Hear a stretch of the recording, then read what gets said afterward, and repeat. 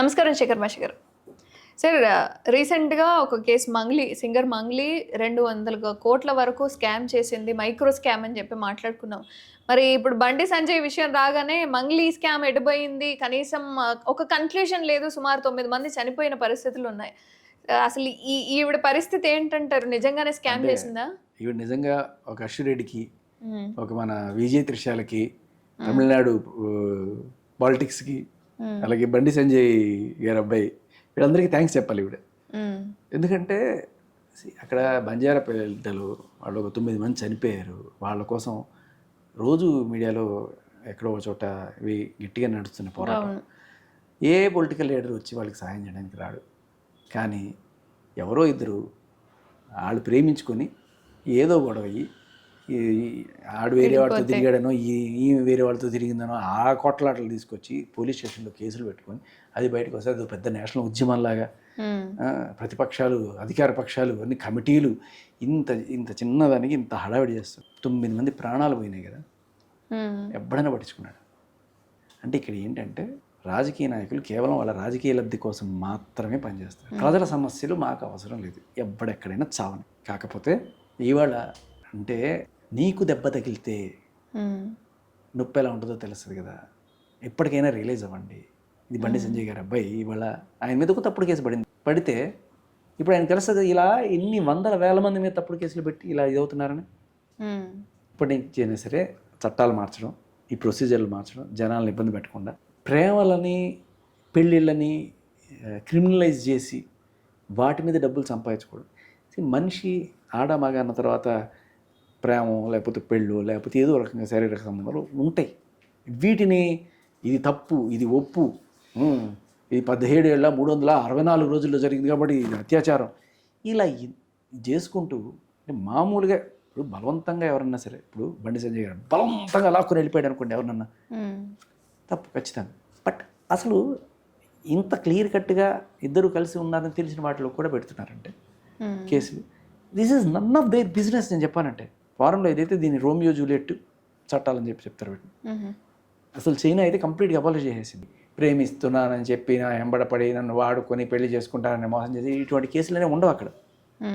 ఎప్పుడో తీసేశారు. నీకు ఇష్టమైతే నువ్వు తిరుగు. ఎందుకు వాడు డబ్బులు ఇస్తే వెళ్ళావా, లేకపోతే ప్రేమిస్తే చెప్పావా, లేకపోతే ఇంకొన్ని, ఇవన్నీ నాకు కథలు చెప్పకు. ఈ పర్సనల్ రిలేషన్ సరే అయిపోయింది. ఇప్పుడు ఏంటి నీకు నష్టం? అయిపోయింది, ఎన్ని పని చూసుకో. వాడుద్దా? ఓకే. వాడు ఎప్పుడైనా వచ్చి నీ దగ్గర గొడవ చేస్తే అప్పుడు వాడికి ఖచ్చితంగా. బట్ ఇప్పుడు అయిపోయిన దానికి ఏం చేయాలి? వద్దనుకున్నావు, అమ్మాయి వద్దనుకుంటే అబ్బాయి అట్ట నోరు మూసుకొని పోవాలా, అబ్బాయి వద్దనుకుంటే అబ్బాయి కూడా నోరు మూసుకొని పోమని చెప్తున్నారు వీళ్ళంతా. వద్దనుకుంటే వద్దు, అయిపోయి అక్కడికి. గొడవలు, కేసులు ఇవన్నీ ఏం లేవు అక్కడ. ఇంకా పాతరాత యుగంలో బతుకుతున్నాం. సరే, మొత్తానికి వీళ్ళందరూ కూడా మంగ్లీ గారికి అయితే థ్యాంక్స్ చెప్పాలి. బట్ ఇది షార్ట్ లివ్డ్. ఖచ్చితంగా మనం ఎవరి కోసమైనా నిలబడాలి అంటే అది ఖచ్చితంగా ఆ కేసులో ఉన్న బాధితులు బంజారా బిడ్డలు 9 మంది చనిపోయారు. ఇంకెవరన్నా రేపు చనిపోవచ్చేమో. మీడియా కూడా పట్టించుకోవట్లేదు. ఇప్పుడు పొలిటికల్ లీడర్స్ ఎట్టాగో పట్టించుకోవట్లేదు. మీడియా కూడా పట్టించుకోవడం మానేస్తే that is going to be very wrong. So at least వాళ్ళకి న్యాయం జరిగేదాకా మనం పోరాడాలి. అంటే ఆవిడకి సంబంధించి సెల్ఫ్గా ఆవిడ పోస్టులు పెట్టుకోవడం కానీ, ఆవిడ ఈవెంట్స్ కానీ, సాంగ్స్ రిలీజ్ చేసుకోవడం కానీ, ప్రతిది కూడా మంగ్లీ గారి లైఫ్లో కొనసాగుతూనే ఉంది. మరి ఈ కేసు విషయానికి వస్తే వాళ్ళ తమ్ముడిని తీసుకొచ్చారు, అమాయకుడు అన్నారు, ప్రతిదీ ఎక్స్ప్లెయిన్ చేశారు. కానీ వాళ్ళ తరపు నుండి ఏ రోజు మాట్లాడింది లేదు. వాళ్ళు కేసు పెట్టినా సరే కనీసం స్పందించింది కూడా లేదు. మరి ఇప్పుడు బాధితులకు న్యాయం చేసేది ఎవరంటారు? ఈవిడ స్పందించట్లేదు, వాళ్ళని పట్టించుకోవట్లేదు. అంటే దాంట్లో ఏదన్నా సరే అధికార పక్షానికో ప్రతిపక్షానికో బెనిఫిట్ ఉంటే అప్పుడు వాళ్ళు వచ్చి మాట్లాడతారు. ఏ రాజకీయ నాయకుడు లేడు కదా దాంట్లో. అందుకని పోతే చచ్చిపో, నాకేంటి, చచ్చిపోమ్మా, చచ్చిపో, మాకు ఏం పట్టలేదు. ఓట్లు వేసే రోజున వస్తాం, తర్వాత మీరు ఎక్కడ చావండి, మాకు అవసరం లేదు. మాకంత పెద్దవాళ్ళ పంచాయతీ. 100 కోట్ల ఆస్తున్న ఆయన కూతురు 1000 కోట్ల ఆస్తున్న ఒక పొలిటీషియన్ కొడుకుతోటి ఏదో రొమాన్స్ చేసుకొని అదేదో చెడిందని చెప్పి వస్తే దాని గురించి మేము గంటలు కూర్చుంటాం. ఆ 9 మంది చచ్చిపోయారు, వాడి గురించి మనకి ఏ గోలా లేదు. సో నాకు తెలిసి ఇది మంగ్లీ ఆవిడ ఎంతవరకు ఆవిడ ఇన్వాల్వ్మెంట్ ఉండేది పోలీసులు తీయాలి. బట్ మెయిన్ అనేది ఈ బాధితులకు సంబంధించి ఇప్పుడు మంగ్లీ కేసుగా ఇది ఫేమస్ అయింది థ్యాంక్స్ టు మంగ్లీ. ఆ విషయంలో ఆవిడే లేకపోతే అది ఇంత పెద్దదయ్యేది కూడా కదా. At the same time again so సరే ఆవిడ ఇన్వాల్వ్మెంట్ ఎంత ఉందనేది పోలీసులు తేల్చాలి. ఆవిడ పోలీసులు లేకుండా తేల్చే లోపల ఉమ్, సాక్ష్యాలు బయటకు వస్తాయి, ఒక్కొక్కటి వస్తున్నాయి. ఇవాళ కాకపోతే రేపు ఇంకొకటి రావచ్చు, వచ్చినవన్నీ వస్తాయి. పోలీసులు ట్రాన్సాక్షన్స్ తీయడం ఇవన్నీ కూడా జనాలు పట్టించుకోవట్లేదు కదా అని చెప్పి కేసులు తప్పుదో పట్టించకుండా ఉమ్, మనం మీడియా ఒక కంట కనిపెట్టాల్సిన బాధ్యత కూడా ఉంది. సో లెట్స్ హోప్ ఈ ఇష్యూ ఉందని చెప్పి ఆ బంజారా బిడ్డలు అన్యాయం చేయొద్దు. ఉమ్. ఆ 9 మంది చనిపోయారు, ఆ కుటుంబాలకి ఫస్ట్ న్యాయం చేయాలి, మనం పోరాడాలి.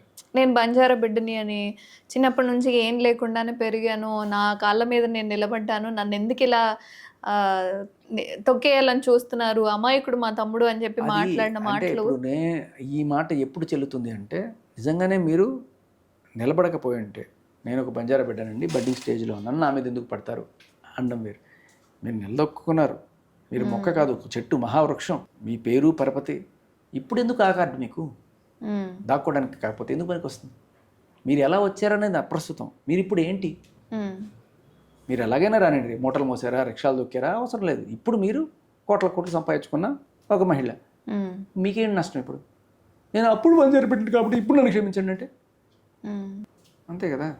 నేను అప్పుడు మైనని కాబట్టి ఇప్పుడు నేను మేజర్ అయినా నన్ను వదిలేసిండి అంటే అంటే అలా అసలు వాళ్ళెవరో నాకు తెలియదు, ఆయన పేరేంటి అనేది ఫస్ట్ చెప్పిన ప్రెస్ మీట్లో చెప్పారు.